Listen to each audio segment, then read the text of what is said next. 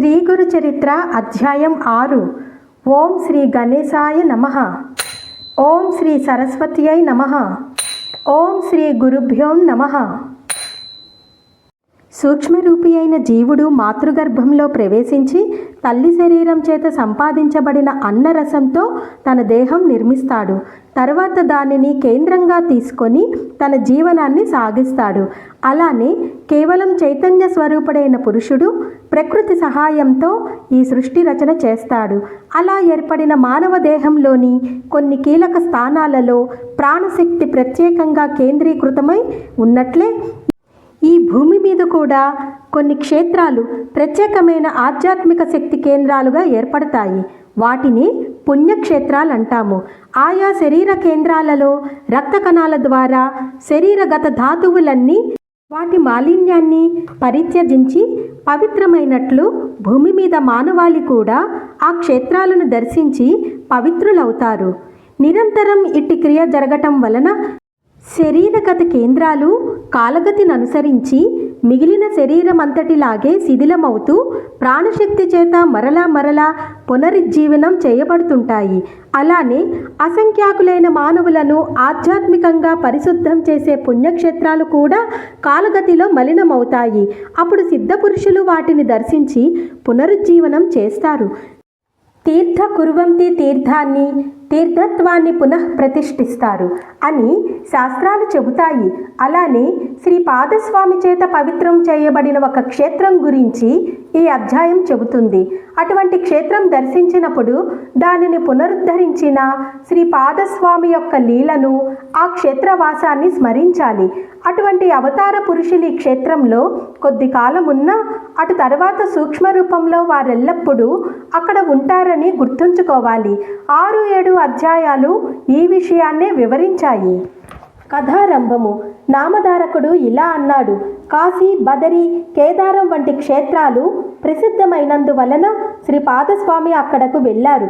కానీ వారు గోకర్ణానికి వచ్చారని మీరు చెప్పారు. ఆ క్షేత్ర ప్రాధాన్యత వివరించకోరుతున్నాను. దానికి సిద్ధుడిలా చెప్పారు: పూర్వం రావణాసురుని తల్లి కైకసి కైలాసాన్ని పొందగోరి నిత్యము మట్టితో చేసిన శివలింగాన్ని పూజిస్తుండేది. బలగర్వితుడైన రావణుడు అది చూచి శంకరునితో కూడా కైలాస పర్వతాన్ని తెచ్చి తన తల్లికి సమర్పించాలనుకున్నాడు. అతడు అక్కడికి వెళ్ళి తన శక్తినంతా ప్రయోగించి ఆ పర్వతాన్ని ఎత్తుకున్నాడు. అప్పుడు భూమి కంపించిపోయింది. లోకాలన్నీ ఆ కాళ ప్రళయంలో నశిస్తాయని తలచి అట్టి ఆపదను నివారించమని పార్వతీదేవి శివుణ్ణి ప్రార్థించింది.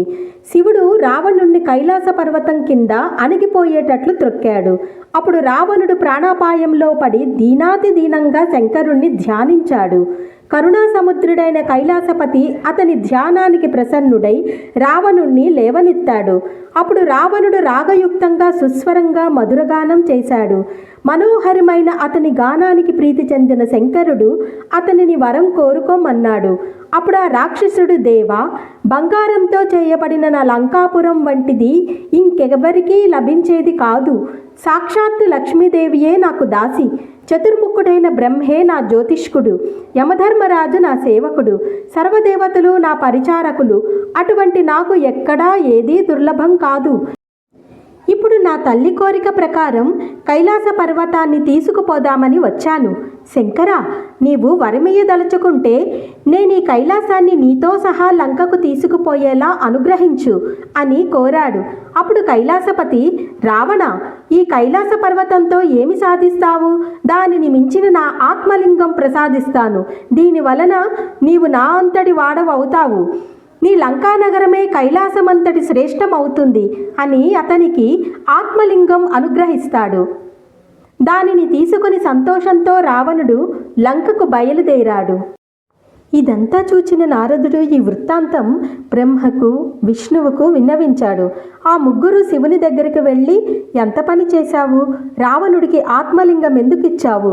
సర్వ ప్రాణికోటికి కంటకప్రాయుడు, లోక భయంకరుడు అయినా రావణుడు నీ అంతటి వాడు కావడం తగునా అని వాపోయారు.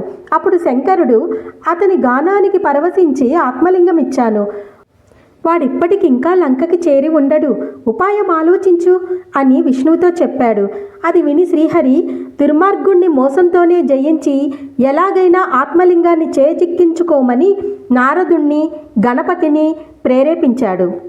అప్పుడు దేవర్షి అయిన నారదుడు మనోవేగంతో రావణుని వద్దకు పోయి, రావణ, ఎక్కడి నుంచి వస్తున్నావు, ఎక్కడికి పోతున్నావు అన్నాడు. రావణుడు శివుణ్ణి ప్రసన్నం చేసుకొని ఆత్మలింగాన్ని పొంది లంకకు పోతున్నాను అని దానిని చూపాడు. రావణుని మాటలతో ఏమార్చాలని నారదుడు, రావణ, పూర్వం ఒక భయంకరమైన జంతువు అడవి దున్నలనంటిని చంపుతుండేది.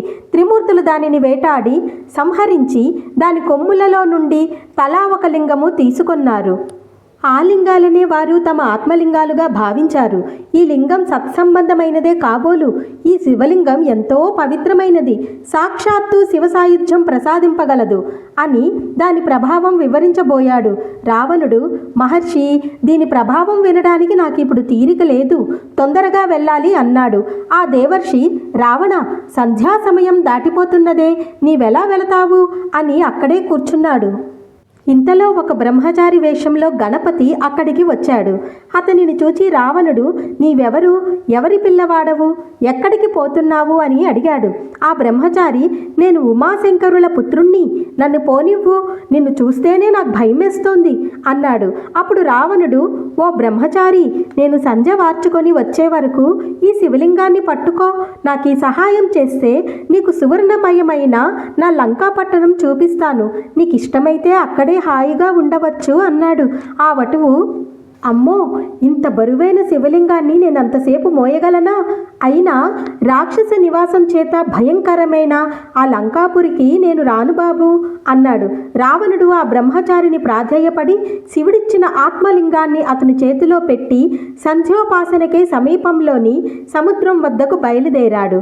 ఆ బ్రహ్మచారి, రావణ, దీనినిక మోయలేనప్పుడు ఎలుగెత్తి 3 సార్లు పిలుస్తాను, అప్పుడు నీవు రాకపోతే దీనినిక్కడే స్థాపిస్తాను అన్నాడు. రావణుడు పక్కకు వెళ్ళినదే తడవుగా గణపతి అతనిని 3 సార్లు పిలిచి అతడు రాని కారణంగా స్వర్గంలోని దేవతలందరూ చూస్తుండగా హరిని ధ్యానించి ఆ లింగాన్ని భూస్థాపితం చేశాడు. తరువాత రావణుడు తిరిగి వచ్చి పట్టరాని కోపంతో లింగాన్ని పెకలింప చూచాడు. భూమి కంపించిందే గాని ఆ లింగం కొంచెమైనా కదల్లేదు. అందుకే దానికి మహాబలేశ్వర లింగమని పేరు వచ్చింది. అది ఆవిచవి ఆకారాన్ని పోలి ఉండటం వలన ఆ క్షేత్రానికి గోకర్ణమని పేరు వచ్చింది. నామధారక, దానిని భూకైలాసం అనవచ్చు. అక్కడ శివుడు సపరివారంగా నివసిస్తాడు. అందుకే అది సజ్జనులెందరికో ఆశ్రయమైంది. అక్కడ దేవర్షులు కూడా నివసిస్తారు. ఆ క్షేత్రంలో దేవర్షులు, రాక్షసులు, మానవులు, చివరకు పశుపక్ష్యాదులు కూడా శివుని అనుగ్రహం వలన తమ అభీష్టాలను పొందారు. అంత పవిత్రమైన క్షేత్రం వేరొకటి లేదు. ఓం శ్రీ దత్తాయ గురవే నమః. ఓం శ్రీ శ్రీ పాదశ్రీ వల్లభాయ నమః.